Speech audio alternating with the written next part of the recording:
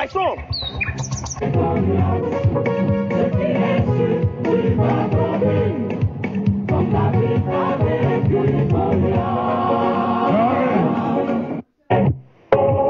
Tu viens avec ton chant vélo, tu viens avec tes mystiques, tu viens avec ta sorcellerie. Moi je viens au nom de Yahvé.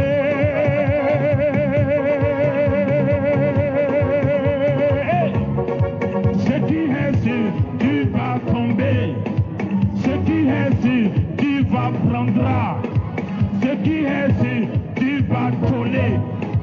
Ce qui est sûr, tu vas prendre en haut. Comme David a vaincu. Ce qui est sûr, tu vas tomber. Comme David a vaincu.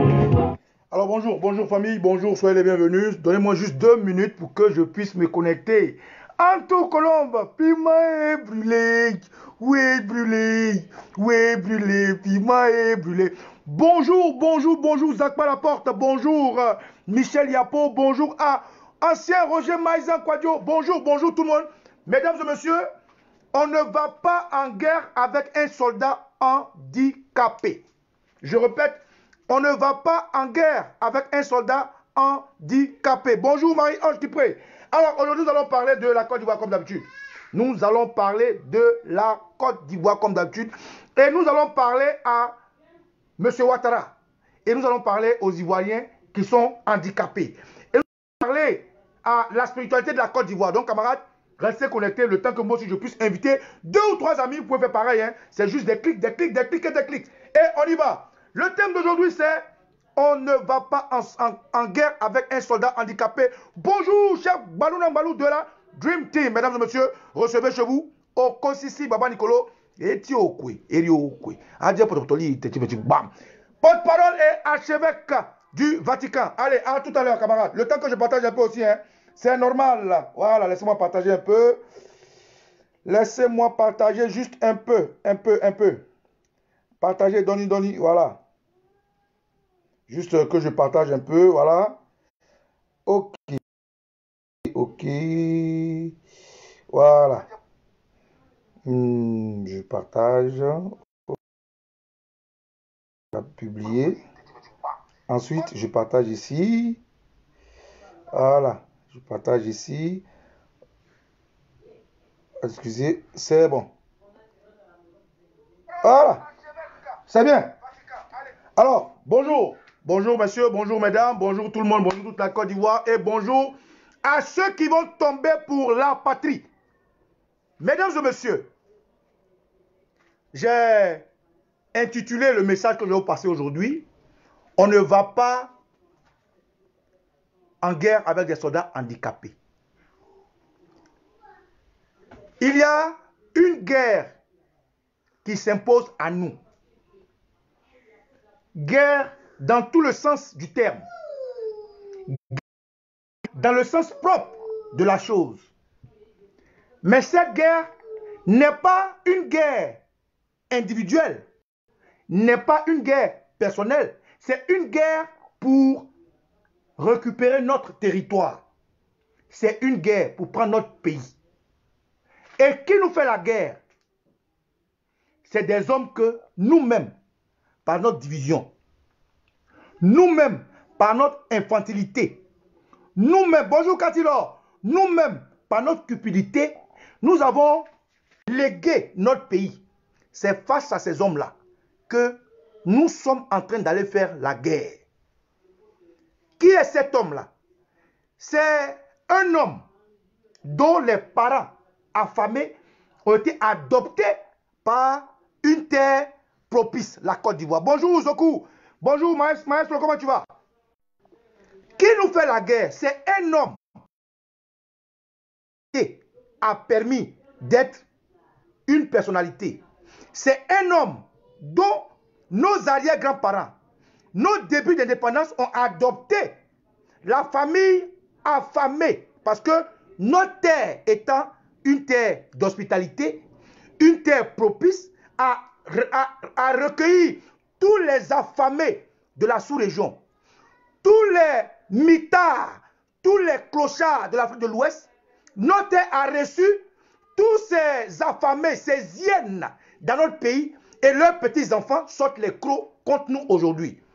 Mais pour que ces affamés, ces assassins héritent aujourd'hui de notre place, c'est encore par nous que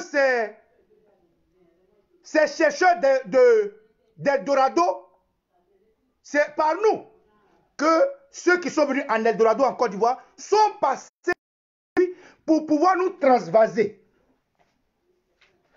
Ils y sont arrivés par la sédition. Ils y sont arrivés par des yeux de chat. Ils y sont arrivés par la manipulation. Et nous, pauvres Ivoiriens, comme notre emblème dit ceci, pardon, notre devise dit ceci, bonjour James Mondo, union, discipline, travail. Ils y sont arrivés parce que ils ont utilisé notre devise pour avoir notre place. Ils nous ont désunis. Spirituellement, ils ont créé une fente dans notre... Et les Ivoiriens du Nord et du Sud, de l'Est et de l'Ouest étaient méconnaissables à un moment donné de leur histoire. Nous sommes restés méconnaissables. Nous nous sommes comportés comme des animaux entre nous. Nous nous sommes entretués. Nous avons envoyé d'autres en prison, en exil. Nous avons éventré des femmes. Nous avons assassiné des hommes. Nous nous sommes comportés comme des animaux parce que ces affamés des autres pays, de la sous-région, que nous avons ouvert notre porte, que nos grands-parents, notre gentillesse, notre hospitalité a permis de venir, leurs petits-enfants aujourd'hui nous ouvrent leurs crocs. Et c'est à ce moment-là qu'on a réalisé que le bonheur, on l'apprécie que lorsqu'on l'a perdu. C'est aujourd'hui là qu'on a compris cette phrase de sage que nous-mêmes, nous avons hué. Paix à son âme, le président Félix Houphouët-Boigny. Beaucoup d'Ivoiriens étaient pour la plupart jeunes comme moi, inconscients, et criaient « Houphouët voleur, Houphouët voleur ». Nous nous sommes imbriqués nous-mêmes en démons en nous moquant de ce monsieur-là. Et notre indépendance tronquée nous a laissé avec le temps constater que le bonheur, on l'apprécie lorsqu'on l'a perdu. Nous avons perdu notre amusement, notre humanisme, notre union, notre discipline et même notre travail. Nous avons même perdu notre drapeau. Parce qu'à un moment donné, les gens font rentrer en Côte d'Ivoire des drapeaux de pays outre-savane, des drapeaux d'Almoravid, des drapeaux d'ingrats sur notre terre. Nous avons tout perdu. Même nos éléphants aux zoo, on ne s'en occupe même pas. L'éléphant en Côte d'Ivoire qui devait être roi, chez lui, l'éléphant est maltraité aux zoo par ces gens qui ont des emblèmes dans leur pays de tigre, de cheval, de chacal, de oiseau, de faucon. Ils ont pris notre pays en otage. Et le temps, comme un autre sage avait dit, est l'autre nom de Dieu, nous a fait réaliser qu'il faille, à un moment donné, qu'on mette l'intérêt. Et je répète, il faille qu'on mette l'intérêt de la nation en avant. Il faille qu'à un moment T, on arrête tout. À un moment T, on arrête tout. Tout ce qui nous concerne individuellement. Tout ce qui est ressentiment personnel et impersonnel. Il faut qu'à un moment donné, on arrête tout. Et puis on regarde. Mais quel est le danger qui nous attend? À quoi est-ce que nous nous exposons? À nous mettre dans des clans de pro ceci, de pro cela et de pro. C'est pour ça que j'ai dit, on ne va pas en guerre avec des handicapés. Pourquoi je dis on ne va pas en guerre avec des handicapés? Hier, j'ai assisté avec beaucoup de munitions, avec beaucoup de lectures, et j'ai perçu un confrère de la Côte d'Ivoire qui fait partie de l'installation de ce bourreau-là, Et j'ai regardé, j'ai écouté, j'ai perçu, j'ai touché, j'ai vu un homme qui est prêt au nouveau challenge. Pendant que certains regardaient sa posture, pendant que certains le regardaient comme ça, pendant que certains regardaient sa veste, pendant que certains regardaient comment il parle, pendant que certains regardaient ce qu'il faisait, moi j'écoutais ce qu'il disait. Je répète, hier, sur une chaîne de plateau télévisée, par exemple, un homme ivoirien qui lui hier a aussi contribué à l'avènement de ce fils de parents affamés que nous avons adopté. Et pendant que des Ivoiriens regardaient son visage, pendant qu'ils regardaient sa posture, pendant qu'ils regardaient ce qu'il avait porté, moi je l'écoutais. Et je percevais un message, et je regardais au-dedans de l'homme. Et j'ai compris que l'homme était désormais prêt. Oui, prêt pourquoi? Dans la démarche de cet homme, qui n'est autre que Soro Guillaume, depuis l'université où il était étudiant à la FESI, jusqu'en passant par son adhésion au RDR, en passant par son adhésion à la rébellion, en passant par son adhésion en tant que rebelle à la discussion des traités de paix avec le président Laurent Gbagbo, en passant par l'Assemblée nationale jusqu'à aujourd'hui, président d'un parti. J'ai vu la montée d'un individu qui est désormais face à son destin et face à la destinée de la Côte d'Ivoire. Oui. Les gens percevaient, oh, il est arrogant, oh, qu'il est hauté, oh, il se fout des morts, oh, ceci, oh, cela. Et moi, je l'écoutais. Je l'écoutais parmi beaucoup de choses qu'il a dit. J'ai retenu une chose que je vais vous faire écouter. Peut-être que percevoir, ce n'est pas la même chose. Hein. Moi, j'ai perçu. Vous avez vu, vous n'avez pas perçu. Je vais vous dire une chose qu'il a dite. Et une belle chose qu'il a dite. Voilà ce que le monsieur disait. Monsieur Soro. Il disait ceci. Laissez-moi vous lire. Hein. Partagez ce direct. Hein. Vous me regardez, partagez ce direct-là. Il serait un peu plus long que d'habitude. Hein, parce que ce que je dis est important. Alors, qu'est-ce qu'il disait? Voilà une chose que M. Soro Guillaume a dite. Voilà, je vais vous lire ça. Alors, au moment où les gens regardaient son attitude sur le plateau, ce qu'il avait porté, la lecture de son visage, moi j'écoutais attentivement. Et je percevais un homme qui est prêt pour un combat. Et il disait ceci. Je me rappelle, hier, M. Ouattara, à l'aide, écoutez-moi très bien, c'est juste un extrait de beaucoup de choses qui ont été dites sur le plateau. Cet homme-là, Soro Guillaume disait hier, je me rappelle hier, M. Ouattara, avec l'aide de la communauté internationale, me demandait de chasser Laurent Gbagbo. Écoutez très bien.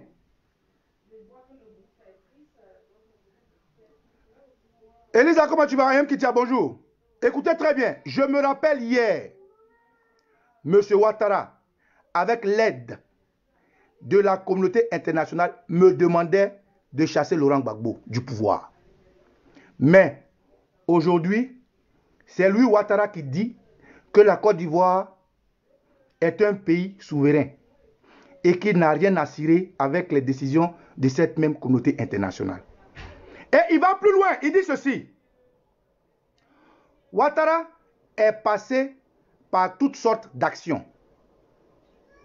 Marche, coup d'État, rébellion pour accéder au pouvoir. Quand je revois, écoutez bien, hein, quand je revois les images de 2011, je regrette d'avoir combattu pour Ouattara. Je demande pardon aux Ivoiriens. Fin de citation. Là où Ouattara tirait son argent quand il était dans une sorte d'exil dans le 16e arrondissement, c'est là que moi je tire mon argent. Bref.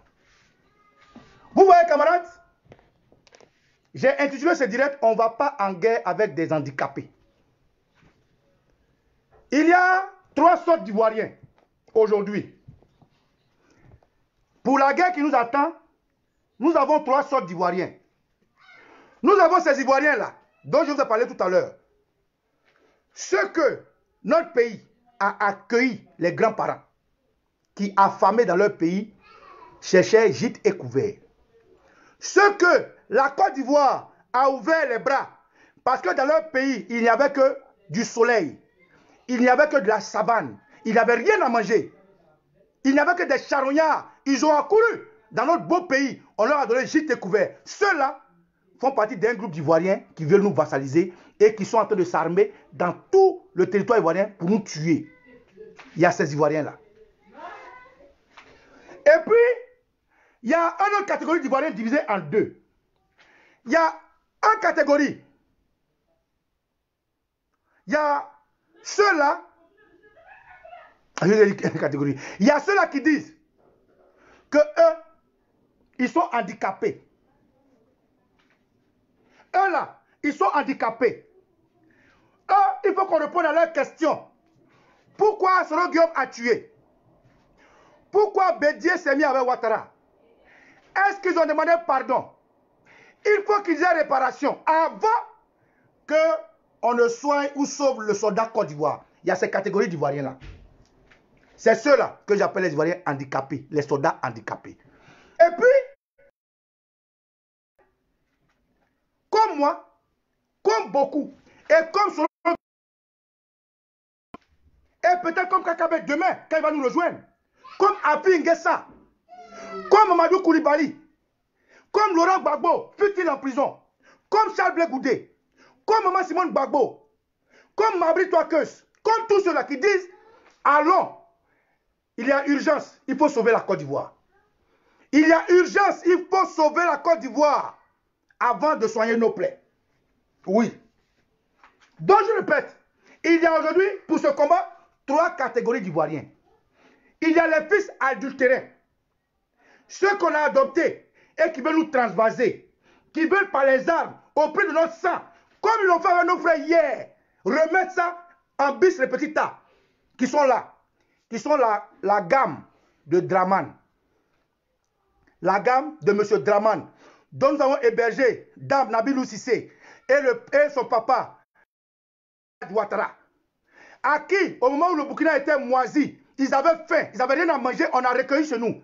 Il y a les Kandia Kamara, au moment où il n'y avait rien en Guinée, il n'y avait même pas de terrain de handball, on a recueilli. Il y a les Big Togo, au moment où son père venait jouer les manœuvres en Côte d'Ivoire, on a recueilli. Et la clique, ceux-là sont une catégorie d'Ivoiriens. Et puis, il y a une autre catégorie d'Ivoiriens qui disent, tant que les gens comme Soro Guillaume ne se mettent pas à genoux, eux, le pays ne les intéresse pas. Les gens qui disent, tant que les Harikona Bédié sont dans l'opposition, le pays ne les intéresse pas. Les gens qui disent, tant que les Mabri Touakeus ne font pas mea culpa, le pays ne les intéresse pas. Ceux-là, c'est les soldats handicapés. Ils vont nous rejoindre quand ils seront guéris. Et puis, il y a les soldats qui sont déjà prêts, qui disent que, malgré que tu ne sais pas tirer, malgré que je ne sois pas capable de tirer, malgré que je n'ai pas les armes qu'il faut, je veux pour aller sauver le pays. Allons sauver le pays. Parce que si on sauve le pays là, on aura notre arbre à parler, on va s'asseoir pour parler. Si on sauve notre pays là, on aura des arguments pour parler. Si on sauve le pays là, on va fermer la Côte d'Ivoire pour ne pas que ces enfants adultérés reviennent. Et je fais partie de ces groupes d'enfants là. C'est pour ça je me bats corps et âme. Parce que, en tant que bossoniste, je sais que notre union, notre discipline et notre travail jouent aussi sur notre cohésion sociale. Et c'est par cette voie, Ouattara est passé pour nous désunir. Alors, il faut forcément qu'on s'unisse. C'est la première arme. C'est notre première arme face à Ouattara. Si on n'a pas pu coller les morceaux, Ouattara et ses frères adultérins, ces almoravides venus de Koumbi Salé, vont toujours nous maintenir comme des esclaves. Et ça coûte combien? Et ça coûte quoi de l'essayer?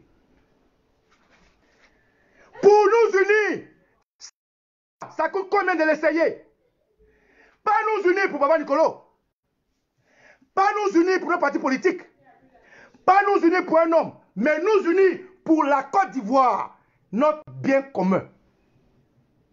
Il faut nous unir immédiatement là. Parce que Ouattara est déjà arrivé au bord. Il est prêt. Regardez, je vais vous faire écouter quelque chose.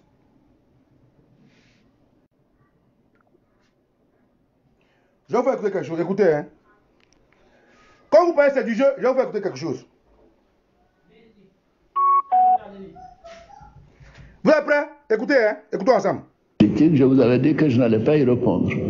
Mais comme vous le savez, la pré-campagne part du jour où les candidatures sont déclarées, c'est-à-dire depuis le 14 septembre, et jusqu'au 15, et la campagne elle-même commence le 16 jusqu'au 29. Alors nous sommes en pré-campagne, mais vous êtes drôle de dire ça, mais les autres n'ont pas été tendres avec moi.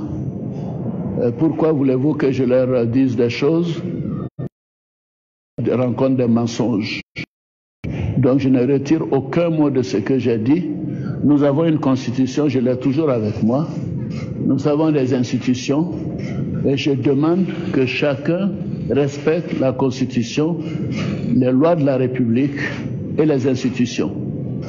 Moi j'ai été floué pendant des années ici, vous le savez tous, aussi bien pour l'élection présidentielle de 2000 que pour les législatives même de 2000. On a mis du blanco sur mes dossiers pour les éliminer. On a fait de la tricherie, du mensonge. Mais tout ça, je laisse derrière moi. Donc, ce genre de questions, de grâce, arrêtez. De croire qu'une élection présidentielle, ce n'est pas un jeu d'enfant. Les autres veulent le pouvoir, pourquoi? Pour dilapider les fonds de la République.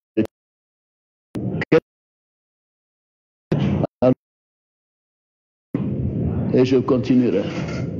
Alors, je mets en garde tous ceux qui veulent mettre le désordre. Si c'est ce qu'ils veulent, ils m'auront en face d'eux. Voilà, merci. Vous avez compris? Les gens qu'on a adoptés là, et ils nous disent aujourd'hui, parce que nous-mêmes on a permis que hier ils soient là, que eux là, si on veut faire le désordre dans notre propre pays, on les aura en face de nous. C'est un discours comme ça, moi je vais écouter. Et puis je vais vouloir qu'on me soigne avant de sauver le pays. Je ne peux pas. Un discours comme ça te dit que mon frère, tu es peureux. Mon frère, tu es nul. Mon frère, tu ne vaux rien. C'est ce que ce discours-là dit. Un discours comme ça, d'un affabulateur, un homme séditieux, comme l'a dit Solo Guillaume hier. D'un gars qui a roulé tous les anciens, d'après Solo, tous les vieux pères même ont été roulés. Ce n'est pas moi, ils ne vont pas rouler. Tous ceux-là, ce même gars-là, les a tous roulés. Aujourd'hui, c'est lui qui nous dit que si vous voulez gâter vous-même votre pays là, vous aurez en face de vous.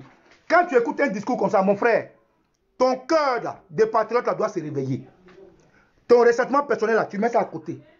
Ton arme là, c'est l'union. Tu te bats pour être uni, pour être armé. Et puis tu vas au front. Quand tu tombes là, tes amis te sautent et puis continuent de se battre. Et deuxième chose, écoutez maintenant, une autre encore que je vais écouter. La campagne est ouverte. Regardez.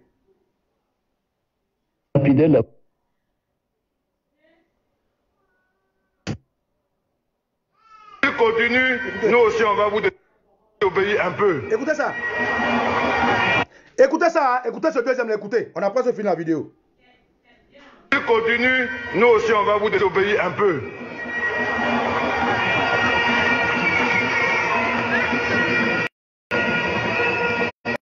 Demandez de ne pas répondre.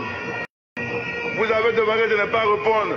Mais monsieur le président, s'il continue, on va vous désobéir un peu. Parce que ils incitent à la violence. Ils incitent à la rébellion. Ils incitent à la désobéissance. Et souvent, c'est des biens publics achetés chèrement qui sont détruits, des bus qui servent aux populations. Ce que le président n'a plus accepté. Si vous lancez un appel,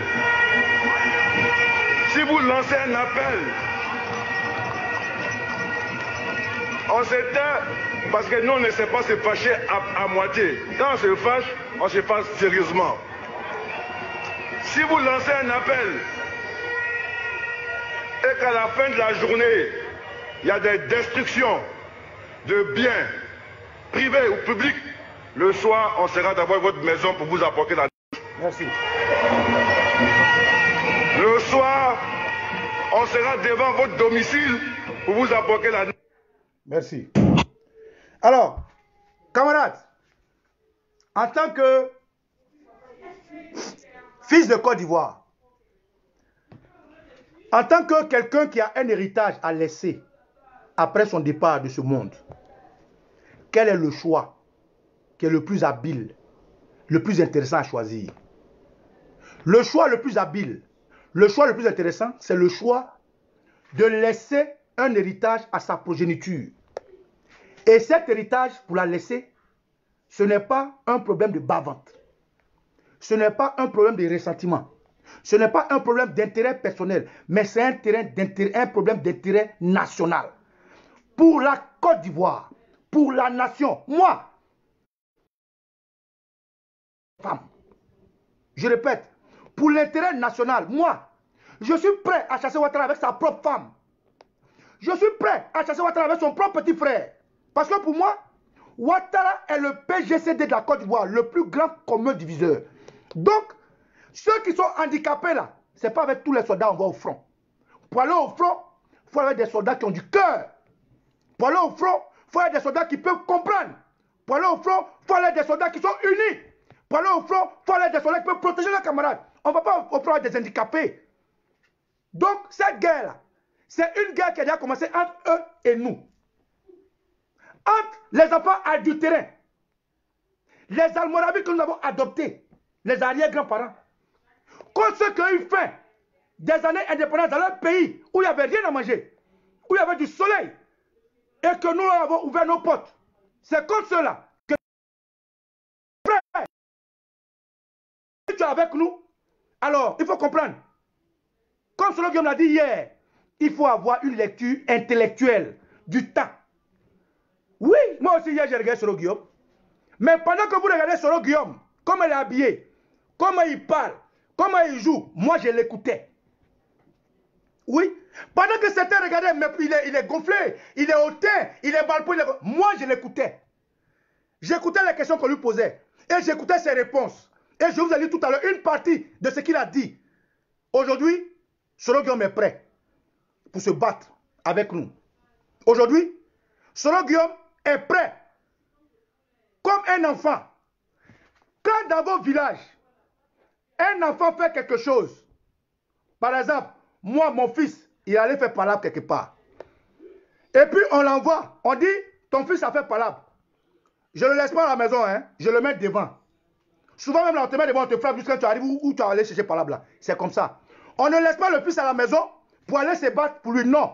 Quand ton enfant va foutre la merde quelque part, tu le mets devant et puis vous partez. Camarades, ce que je dis là, ça plaise à qui ça veut. Je ne suis pas adepte de Soro Guillaume, mais je suis adepte de la Côte d'Ivoire qui a une seule arme, l'union pour battre Ouattara. Tant qu'on n'est pas unis, on ne pourra pas battre Ouattara, jamais de la vie. C'est pour ça, je vais me profiter de cette vidéo pour parler à Papa Henri Konan Bédié. Papa Henri Konan Bédié, Kakabe. Papa Henri Konan Bédié, Kakabe. Appelle-le. Ramène Kakabe à l'ordre. Parce que tant qu'on va faire des failles, Ouattara sera toujours vainqueur sur nous. Papa Henri Konan Bédié, s'il te plaît, si tu écoutes ma vidéo, si quelqu'un de ton entourage m'écoute, appelle Kakabe. Kakabe est un Ivoirien blessé. Kakabe est un de tes fils très blessé, qui a besoin que d'amour, qui a besoin que tu l'écoutes. Appelle Kakabe. Hier, j'ai écouté Charles Blé Goudé lancer un message à Kakabe. Et c'était un message d'un Ivoirien à un Ivoirien. Papa Henri Konan Bédié, la porte est déjà presque fermée. Il manque Kakabe. Appelle Kakabe. Il a besoin que tu l'écoutes. Il a besoin d'amour. Il est mal compris. Appelle-le. Kakabe t'a plusieurs fois interpellé sur ton attitude avec Ouattara. Aujourd'hui, c'est à toi de donner l'ascenseur. Ramène Kakabe à la maison. Fermons la boucle. Soyons soudés et allons battre Ouattara. Frère, je lance cet appel à tous les Ivoiriens. Hier, vous qui avez regardé Soro Guillaume parler, allez réécouter la vidéo. Réécoutez les dits de Soro Guillaume. Vous allez comprendre que Soro Guillaume est prêt pour ce combat. Vous allez comprendre que Soro Guillaume est agacé qu'on lui dise qu'il est rebelle. Vous allez comprendre que Soro Guillaume est éhonté du mauvais choix qu'il a fait. Regardez la vidéo. Vous allez savoir que Soro Guillaume regrette. Mais comme vous savez, chaque homme a son comportement. Chaque homme a son éducation. Chaque homme a sa manière de parler en public. Ce que je dis, c'est ma manière à moi, ma posture à moi de parler. Ce que l'autre va dire, c'est sa manière à lui, sa posture de parler. Ou bien tu m'écoutes les mots qui sortent de ma bouche, ou bien c'est ma posture que tu regardes. Voilà la différence entre vous qui avez regardé la vidéo de Soro Guillaume et moi qui l'ai regardé. J'ai regardé les mots, j'ai écouté les mots, j'ai perçu les mots. Et ces mots-là m'ont montré qu'aujourd'hui, désormais, les fils et les filles de la Côte d'Ivoire sont prêts. Le président Laurent Gbagbo, mon mentor, a dit ceci. Il dit, il va arriver un moment où tous les fils, toutes les filles de la Côte d'Ivoire seront d'un côté. À ce moment-là, est-ce que nous ne sommes pas là? Est-ce que dans les Ivoiriens, là, il n'y a pas de voleurs? Il y a des voleurs. Est-ce que dans les Ivoiriens, il n'y a pas de violeurs? Il y a des violeurs. Est-ce que dans les Ivoiriens, il n'y a pas d'assassins? Il y a des assassins. Est-ce que dans les Ivoiriens, il n'y a pas de docteurs? Il y a des docteurs. C'est tout ça là qui fait une nation. Et les assassins, et les voleurs, et les tueurs, et les braqueurs, tout ça là, c'est une nation. Et c'est tout ça là qui fait la Côte d'Ivoire. On ne va pas aller dans une Côte d'Ivoire où il n'y a pas de banditisme, où il n'y a pas de crimes, où il n'y a pas d'église, où il n'y a pas de mosquée. La Côte d'Ivoire, c'est un tout qui a besoin de tous. Camarades, c'est le message que je voulais vous lancer aujourd'hui. Quand je dis que on ne va pas au front avec des soldats handicapés, c'est pour vous dire que ceux qui sont prêts à créer l'union de la Côte d'Ivoire, venez, on va avancer dans ce combat. Ceux qui sont handicapés, quand ils vont guérir de leur handicap, ils vont nous rejoindre. Ne faites pas attention au hasbrouf de certains. Ne faites pas attention à la posture qu'on veut vous dire, comme ceux qui ont dit, c'est des menteurs. Ne faites pas attention à ça, camarades. Réfléchissez vous-même. Parlez de vous-même. Réfléchissez de vous-même. Regardez ce qui nous attend. C'est plus grave que ce qui est passé. Ce qui nous attend là, c'est plus grave que ce qui est passé. Ouattara est en ordre de bataille. Ahmed Bakayoko est en ordre de bataille. Ils ont mis des soldats ça et là. Tout le monde est là. On a besoin d'être unis pour battre Ouattara. C'est le message que je voulais vous passer. En tout cas, moi, Boba Nicolo, je suis un adepte de la Côte d'Ivoire réunie pour battre Ouattara. Et tout ce qui m'intéresse, c'est le départ de Ouattara. Ce qui est du volet politique, les politiques vont s'en occuper. En Côte d'Ivoire, quand nous allons rentrer, nous allons récupérer notre pays, nous allons passer à la réconciliation, à la paix, nous allons partir aux élections. À ce moment-là, nous allons battre Soro Guillaume. Ahmed Général est là. Ahmed Général, quand on va finir de trouver notre pays, aux élections, on va vous battre. Ou bien avec le président Gbagbo, on va vous battre. Ou bien avec la première dame Simone Veil Gbagbo, on va vous battre. Ou bien avec Blé Goudé, on va vous battre. GPS, vous êtes combien? Vous n'êtes même pas 10. Allez, camarades, portez-vous bien. C'était mon message aux Ivoiriens pour vous dire, quittez les détails. L'heure est plus grave. Ce qui nous attend est plus grave que ce qui est passé. Mettons-nous la main dans la main et puis allons-y tous droit devant. N'écoutez pas le RDR. Ne les écoutez pas, c'est des plaisanteries, ils sont finis. Ne les laissez pas rentrer entre vous. Camarades, je suis Okosi Boba Nicolo. Je vous ai dit, regardez les jours qui arrivent. Nous avons des signes pour vous.